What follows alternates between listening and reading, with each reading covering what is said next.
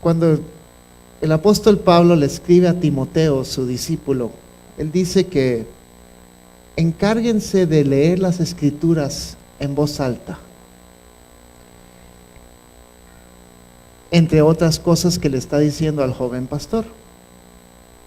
Ahora, una de las razones por las que eso era importante era que en ese tiempo no habían tantas Biblias como ahora. No sé si yo he hecho cuentas cuántas Biblias tengo, pero solo aquí tengo como 15. Pero, ¿verdad? Esa es una razón. Pero hay valor en leer la escritura en voz alta. ¿Qué creen ustedes? ¿Cuáles son algunos valores que habría, o cuál sería el valor de leer la escritura en voz alta? La fe viene por el oír. Gracias, Sherman. ¿Qué más? Las palabras tienen poder. ¿Algo más? Se me pega más, lo estoy viendo, lo estoy escuchando, lo estoy diciendo. Tal vez alguien nos escuche, ¿verdad? ¿Ok? No hay que ser solo el codazo, también se le puede hablar, ¿verdad? Hay un valor en proclamar la escritura incluso, ¿verdad? Y es palabra de Dios. Entonces, cuando yo estaba orando sobre cómo meditar en la palabra esta tarde, yo quería sentir de Dios que era importante leer la escritura juntos. Y no sé si lo han notado, pero últimamente en este año hemos hecho eso más veces. Leído y proclamado cosas. La vez pasada nos fue más o menos porque todos teníamos versiones diferentes de la Biblia. Entonces hoy resolvimos eso poniéndonos en la pantalla, ¿ok? Pero vamos a leer algunos de los pasajes, específicamente el pasaje donde el ángel se le aparece a María y le dice lo que va a suceder, y el pasaje también donde se le aparece a José y le dice lo que va a suceder. Y lo vamos a leer juntos. Y lo que vamos a hacer también es leerlo congregacionalmente. Entonces voy a dividirlos, bueno, ya están divididos en dos. Vamos a un grupo leer un versículo y el otro grupo el otro versículo. Todos los de aquí digan negro. Y todos los de aquí digan verde. Ok. Entonces vamos a leer de esta manera. Y aprovechando una visita, quiero invitar a Pedro Paraz a pasar adelante.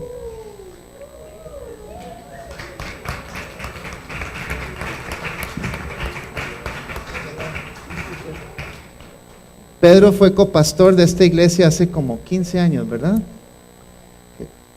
Y está de visita hoy. Lamento las razones por las que estás de visita, pero es un gusto tenerlos aquí. Alexandra, es un gusto tenerte acá. Y él me va a ayudar dirigiendo al grupo de los verdes. ¿Ok? Entonces tú vas a ver las pantallas allí. Vamos a practicar con un versículo primero. Y es el pasaje donde en Lucas 2, este es otro pasaje, pero solo para practicar. Y quiero mencionar dos cosas. Hay repeticiones y son a propósito, yo las metí. Entonces un grupo negro va a decir algo y tal vez los verdes lo repiten. No es porque la Biblia se equivocó, es porque yo estoy enfatizando algo. ¿Ok? Y segundo, hay palabras subrayadas. Cuando aparece la palabra subrayada, incrementen el volumen un tercio más, ¿ok? Proclamen esa palabra que está así, ¿ok? Vamos a practicar con estos dos versículos. Entonces, vamos negros, yo los dirijo, todos leemos. De repente apareció una multitud de ángeles en el cielo que alababan a Dios y decían: Gloria a Dios en las alturas. Gloria a Dios en las alturas. Y en la tierra paz a los que gozan de su buena voluntad. Ok, muy bien, excelente. Ahora vamos a leer entonces los pasajes que les indiqué de cuando el ángel se le aparece a María y después a José. Vamos, entonces. Dios envió al ángel Gabriel a Nazaret, pueblo de Galilea, a visitar a una joven virgen comprometida para casarse con un hombre que se llamaba José, descendiente de David. La virgen se llamaba María. El ángel se acercó a ella y le dijo: Te saludo, tú que has recibido el favor de Dios. El Señor está contigo.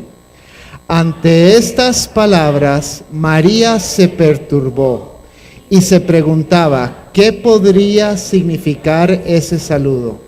No tengas miedo, María. Dios te ha concedido su favor, le dijo el ángel. Quedarás encinta y darás a luz un hijo, y le pondrás por nombre Jesús. Él será un gran hombre, y lo llamarán Hijo del Altísimo. Dios el Señor le dará el trono de su padre David, y reinará sobre el pueblo de Jacob para siempre. Su reinado no tendrá fin. Dios el Señor le dará el trono de su padre David y reinará sobre el pueblo de Jacob para siempre. Su reinado no tendrá fin. ¿Cómo podrá suceder esto?, le preguntó María al ángel, puesto que soy virgen. El Espíritu Santo vendrá sobre ti y el poder del Altísimo te cubrirá con su sombra. Así que al santo niño que va a nacer lo llamarán Hijo de Dios. También tu parienta Elizabeth va a tener un hijo en su vejez. De hecho, la que decían que era estéril ya está en el 6º mes de embarazo. Porque para Dios no hay nada imposible. Porque para Dios no hay nada imposible. Aquí tienes a la sierva del Señor, contestó María, que Él haga conmigo como me has dicho. Con esto el ángel la dejó. Qué lindo, ¿verdad? Démosle un aplauso al Señor, qué bonito.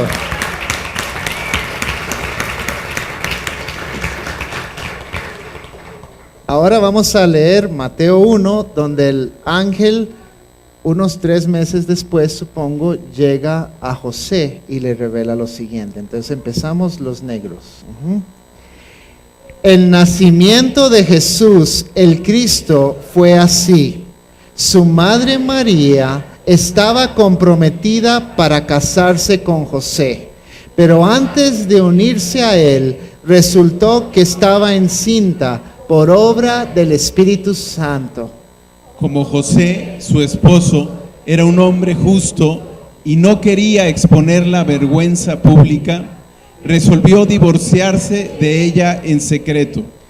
Pero cuando él estaba considerando hacerlo, se le apareció en sueños un ángel del Señor y le dijo: José, hijo de David, no temas recibir a María por esposa, porque ella ha concebido por obra del Espíritu Santo.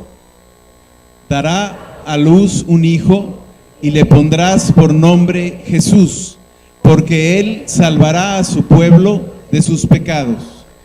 Dará a luz un hijo y le darás por nombre Jesús, porque él salvará a su pueblo de sus pecados. Todo esto sucedió para que se cumpliera lo que el Señor había dicho por medio del profeta. La Virgen concebirá y dará a luz un hijo, y lo llamarán Emmanuel, que significa Dios con nosotros. Cuando José se despertó, hizo lo que el ángel del Señor le había mandado y recibió a María por esposa, pero no tuvo relaciones conyugales con ella hasta que dio a luz un hijo, a quien le puso por nombre Jesús. Aleluya, gracias Pedro, te agradezco.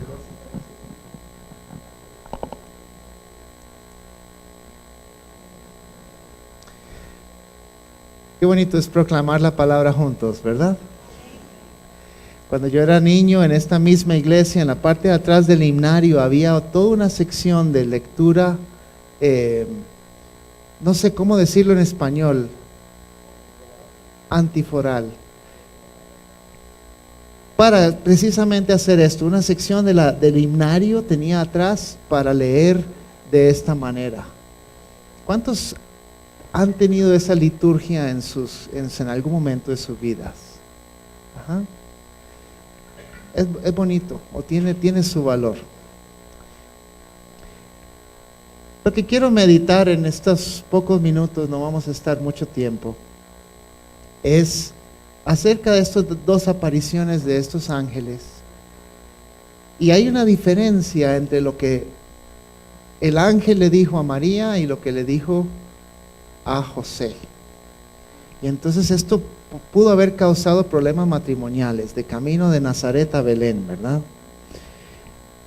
Resulta que Roma había dicho que todos tenían que ir a hacer un censo a Belén. Bueno, todos los descendientes de David tenían que ir a Belén a hacer el censo. Entonces, por esa razón, María y José emprenden viaje camino a Belén, y la historia la hemos conocido en Lucas 2.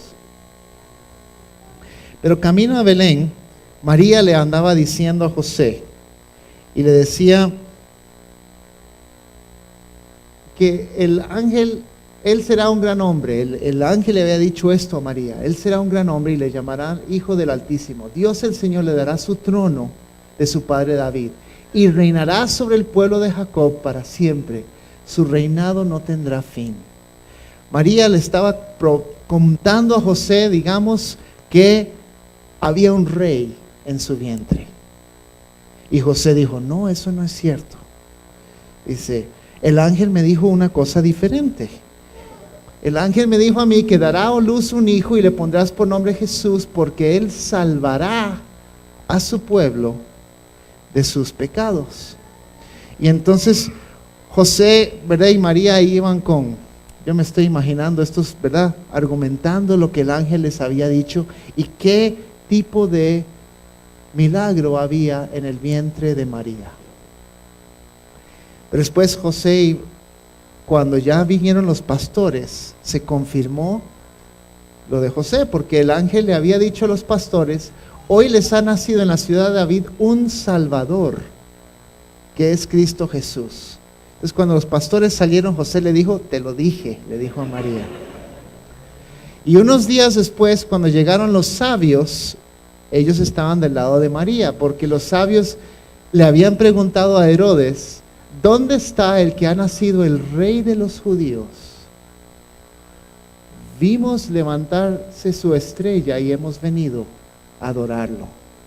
Y los sabios venían buscando un rey. Entonces ahí iban uno a uno. ¿Quién tenía razón? Ambos. Nuestro rey es Rey y Salvador. Y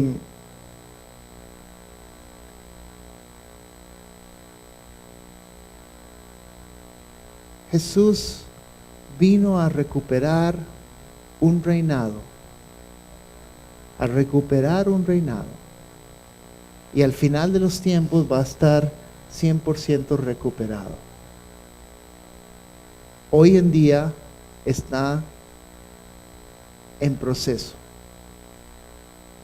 Quiero poner un video que nos va a explicar rápidamente este reinado de Dios y cómo Él vino a salvar, ese Rey Salvador.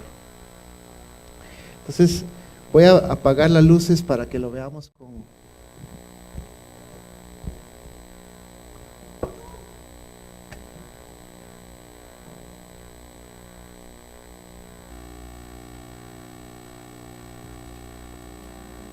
volumen.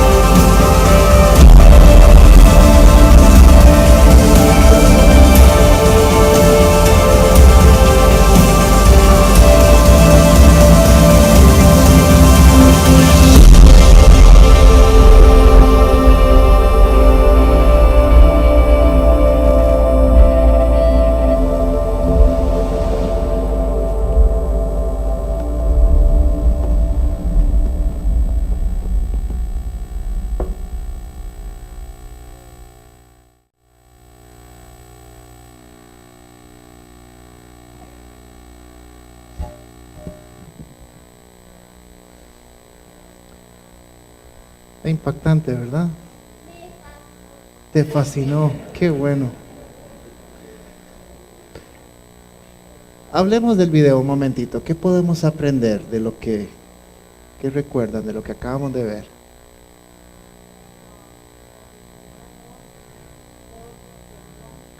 Incondicional amor, misericordia y perdón. Bien. Redención. ¿Qué más? Aña. Hay una diferencia muy grande entre un rey, el verdadero rey, y el usurpador. Ok. Elías. ¿Cómo? Romper pecados. Qué buen mensaje recibió el chiquillo, ¿verdad? Ok. ¿Qué más? Una reconquista del corazón humano. Ajá. Vivir por el corazón, amarlo. ¿Ok? Bien.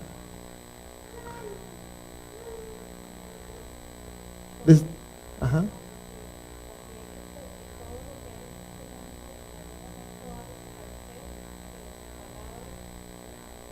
Su palabra va a permanecer para siempre. A mí me gustó cómo el video empieza hablando de un rey que creó. Y el hombre caminaba con Dios, hablando de en el jardín del Edén. Y eso se recupera al final. Está disponible para nosotros entrar al reino de Dios. ¿Alguien más? Vete.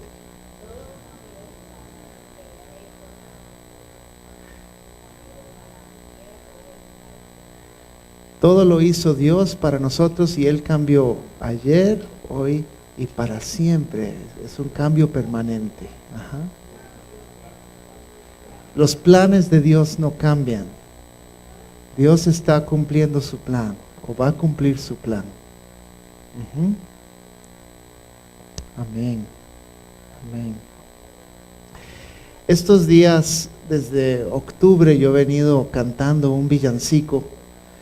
Digo desde octubre porque estoy en un coro y estábamos ensayando casi cada semana un villancico. Y cada vez que cantaba una frase, yo sentía a Dios diciéndome, enfatizando esta frase.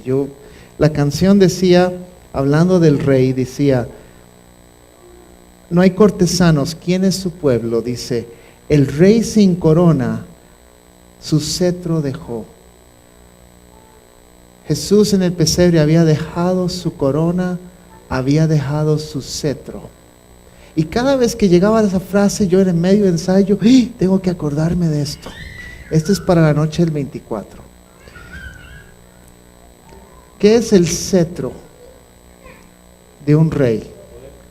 Es un símbolo del poder, de autoridad. Es un chunche, dependiendo del tamaño, depende del reinado, pero el que tenía eso, tenía la autoridad.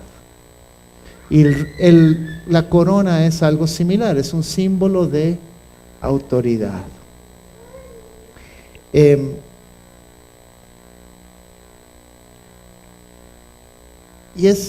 Jesús vino, dejó su cetro, dejó hasta cierto punto su autoridad, dejó su corona, nunca dejó de ser rey, pero dejó de ejercer como rey soberano durante esos años en la tierra.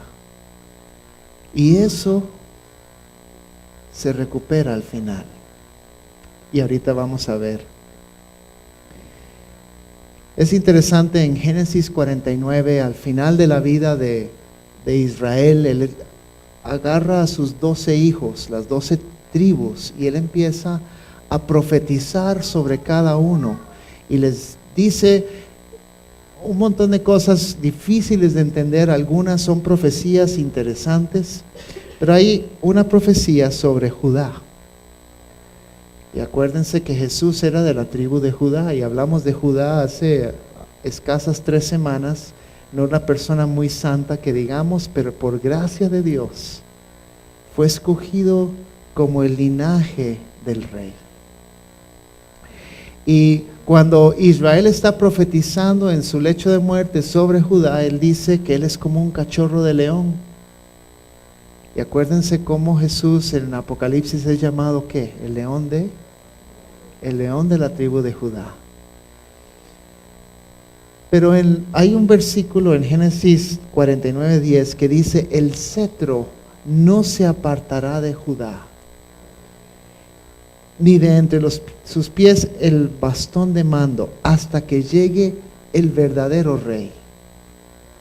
Y Israel seguro ni entendía lo que estaba diciendo, pero estaba hablando, el cetro lo va a tener Judá, y Judá tomó el liderazgo de la familia hasta que venga el verdadero rey. ¿Y de quién está hablando?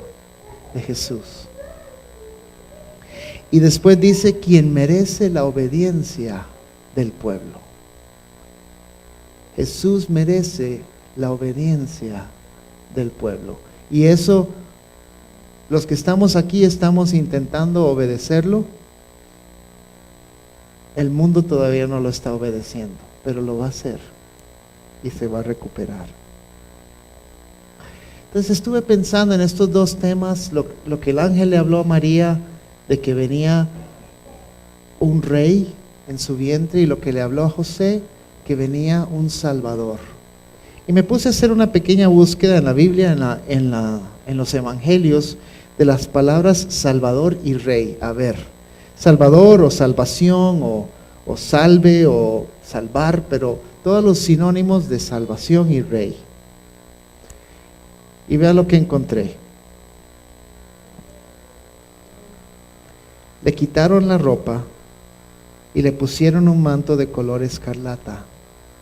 Luego trenzaron una corona de espinas y se la colocaron en la cabeza, y en la mano derecha le pusieron una caña. Y arrodillándose delante de él se burlaban diciendo: salve, Rey de los judíos. Y yo de repente encontré una corona y un cetro, aunque eran burlándose de Jesús. Esto fue cuando Jesús estaba delante de Pilato siendo juzgado erróneamente y mandado a la cruz unas horas después. Pero ahí le pusieron una corona y le dieron un cetro, burlándose de él. Después dije, bueno, pero esa palabra salve no significa salvación, significa salud o saludos. Entonces ese no cuenta. Pero encontré otro en el mismo capítulo, clavado en la cruz. También se burlaban de Jesús y dijeron: salvó a otros, decían, pero no puede salvarse a sí mismo. Y es Rey de Israel, que baje ahora de la cruz y así creeremos en él. Y en ese momento donde todos los que estaban alrededor pensaban que él estaba siendo derrotado, él estaba salvándonos a ti y a mí. Y él estaba recibiendo o poniendo la muerte a la muerte para recuperar el reinado. Y ahora está disponible para todos nosotros entregar el reinado de nuestro corazón a él. Y eso es lo que la Navidad significa. Por último, encontré otro versículo en Apocalipsis que menciona salvación y rey, y dice así: luego oí en el cielo un gran clamor: han llegado ya la salvación y el poder y el reino de nuestro Dios. Ha llegado ya la autoridad de su Cristo, porque ha sido expulsado el acusador de nuestros hermanos, el que los acusaba día y noche delante de nuestro Dios. Apocalipsis 12, ahí está hablando proféticamente lo que va a suceder al final. El acusador de los hermanos todavía está vivo y está acusándonos, pero aquí se proclama lo que al final va a suceder. Y habla de salvación, habla del reino y habla de autoridad y de poder. Y de eso se trata la Navidad. Fue un inicio pequeño en Belén de algo trascendental para la historia, para ti y para mí.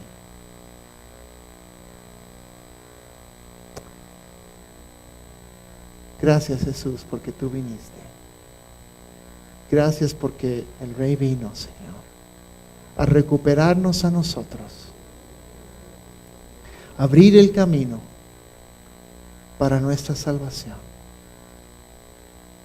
Gracias, Señor, porque tú proclamaste a María el reinado que había en ella. Tú proclamaste a José el Salvador que había en María. Tú proclamaste, Señor, a los pastores el Salvador que había nacido. Y tú proclamaste a los sabios el Rey que venían a adorar. Y gracias, Dios, porque tú trajiste salvación al mundo. Gracias, Dios, porque tú trajiste salvación a la humanidad.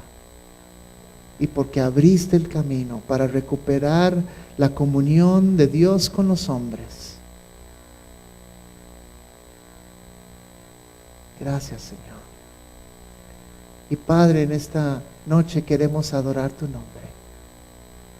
Queremos proclamar que tú eres nuestro Salvador y nuestro Rey. Queremos decir, Señor, buenas noticias de gran gozo, porque ha nacido en el Belén un Rey y un Salvador. Y gracias porque tú abriste el camino al Padre. Y venimos a decirte, a celebrar tu nombre, Señor, y a decirte que te amamos, que somos tuyos.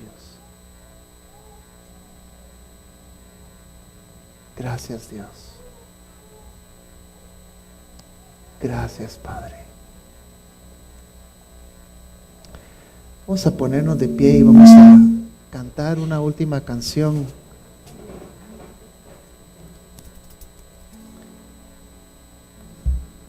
Al mundo paz, joy to the world.